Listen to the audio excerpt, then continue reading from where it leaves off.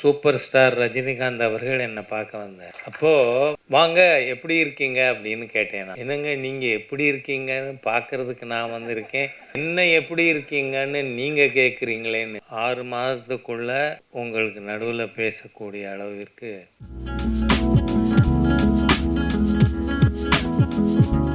முன்னாள் ஆளுநர் திருமதி தமிழிசை சவுந்தரராஜன் அவர்களே,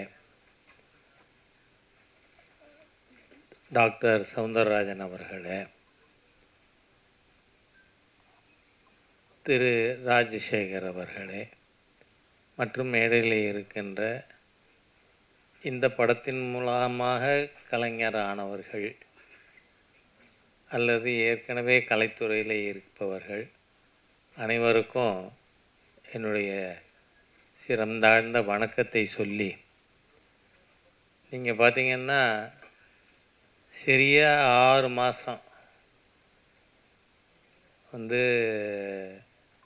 எல்லா டாக்டர்களும் இப்போ இன்றைக்கி செக்கப்புக்காக வந்திருந்தேன். நீங்கள் பார்த்தீங்கன்னா டாக்டர் சொல்கிற முதல் வார்த்தை, இவ்வளவு சீக்கிரம் பெரலிட்டிக் ஸ்ட்ரோக் ரெக்கவர் ஆனவங்க ரொம்ப ரேர் அப்படின்னு சொன்னாங்க. அதுக்கு டாக்டர் தமிழிசை சவுந்தரராஜன் அவர்கள் என் கூடவே இருந்தது ஒரு காரணம். என்ன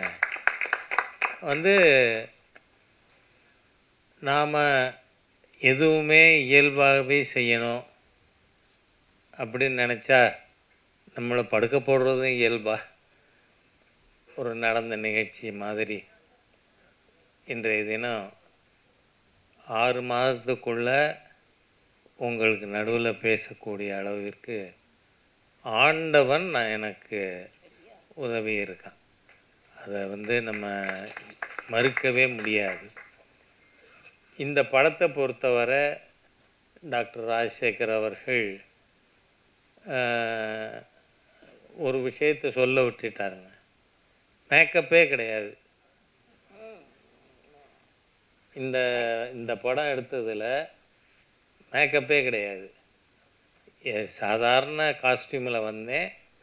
படம் அவங்க சொன்னதை செஞ்சு கொடுத்துட்டு நாம் வீட்டுக்கு வந்துட்டோம்.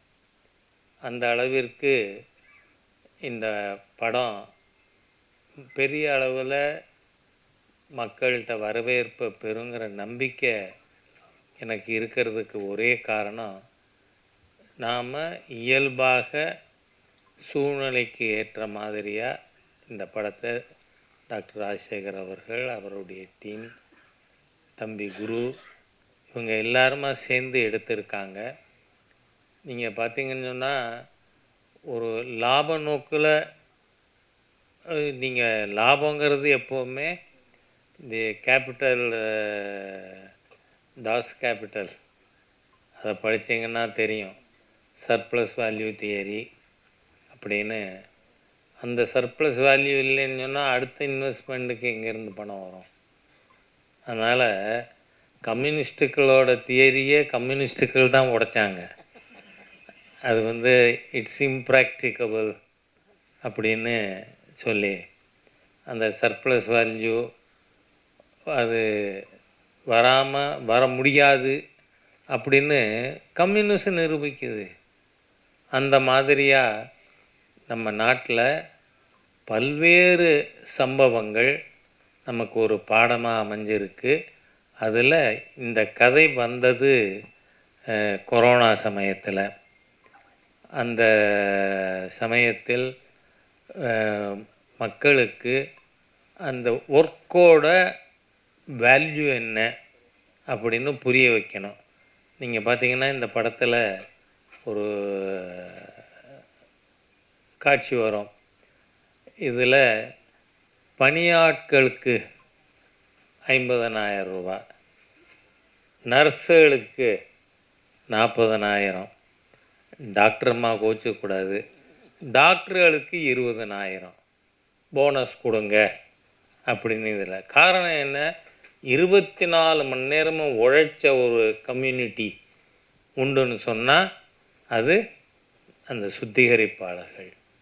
அவங்க வந்து அன்னைக்கு ஒரு நாள் ஸ்ட்ரைக் இருந்திருந்தா கூட நாம் நாறி போயிருப்போம்.